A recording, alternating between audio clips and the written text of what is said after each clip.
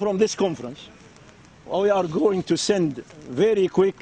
We are going to send some letters to messages. Yes.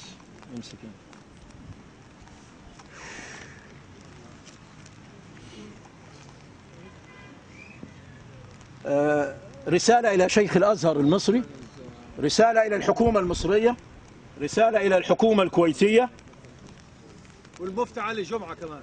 حاضر ماشي، حطوا مع شيخ الأزهر. المفتي علي جمعة وشيخ الأزهر محمد الطيب. إلى شيخ الأزهر. امسك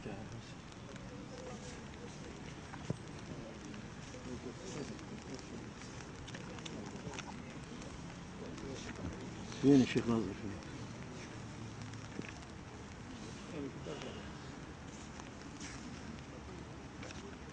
هاي.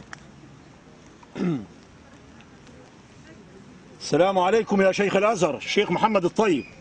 السلام عليكم ورحمة الله. يقول الله تعالى: إن الذين يرمون المحصنات الغافلات المؤمنات لعنوا في الدنيا والآخرة ولهم عذاب عظيم. يا شيخ الأزهر، هذا الرجل سب أم المؤمنين وسب رسولنا في عرضه، فيجب أن تقول شيئا. ما فيش مجال، احنا مش في الستينات والسبعينات والثمانينات. الآن العالم كله قرية واحدة. قاعد في مكتبك في مصر احنا شايفينك، هنا في لندن وبتوع استراليا شايفينك، والمسلمين في اندونيسيا مستنيين شيخ الازهر هيقول ايه.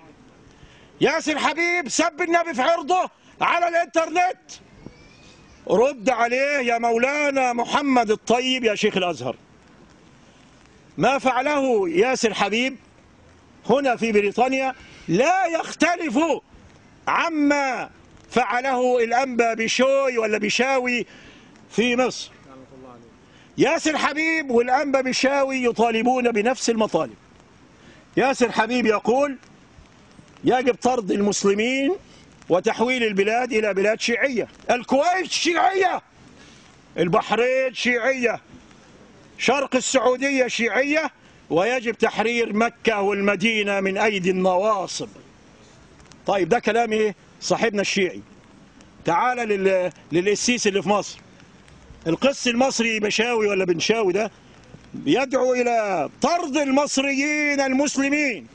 يقول نحن أصحاب الأرض، دي أرضنا وأنتم ضيوف علينا. لو خلطت بين النصارى والشيعة مش هيعمل حاجة. طيب أنا من جامعة الأزهر معلش احنا بنقول اللي علينا، احنا بنقول أمانة لله.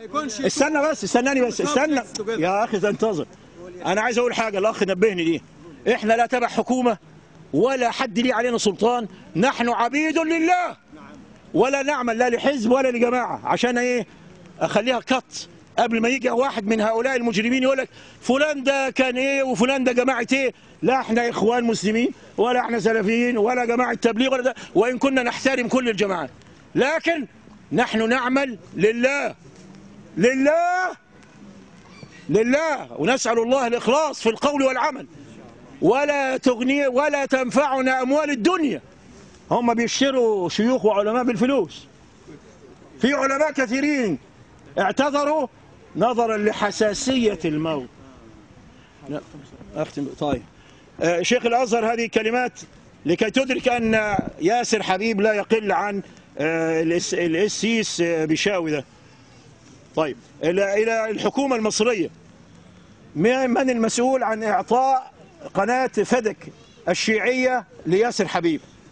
قالوا أنه وزير الإعلام أنس الفقي، فعايزين الحكومة تستجوب حسن اسمه ايه ده أنس الفقي ده. ازاي تديله قناة فضائية تبدأ به اللهم لعن صنمي قريش؟ يا أنس يا فقي، أنت مسلم ولا كافر؟ يا أنس يا فقي، أنت بتشتغل في الحكومة المصرية ولا في حكومة بلد تانية؟ عايزين الحكومة المصرية تحقق في موضوع السيد بتاع النايل ساد ده. الحكومة الكويتية رسالة صغيرة: سحب الجنسية لا يكفي. سحب الجنسية عن هذا المجرم، اداله حماية. be aware. The Kuwaiti took his nationality, now he will be protected by the United Nation. Ban Ki-moon بان كيمون، هو اسمه مش كده بتاع بان كيمون الان بيحمي ياسر حبيب. طيب امسك نشوف اخر رساله. استنى بس استنى يا حماس. نقول حماس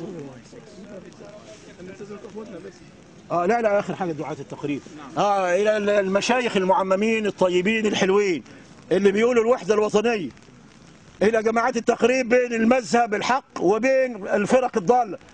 الشيعة فرقه ضاله مش مذهب يا مغفل، ده مش مذهب، دي فرقه بتكفر بالقران وبالحديث وبتجيز المتعه الحلال، سكس اوبن سكس.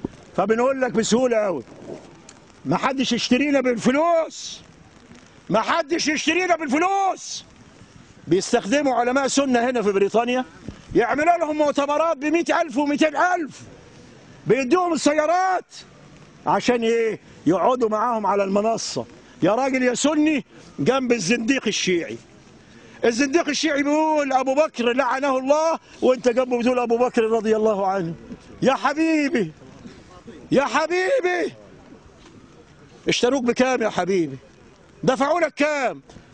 قصة الوحدة الوطنية والكلام الفارغ انتهى حين أعلن الشيعي ياسر حبيب لا تقيا بعد اليوم.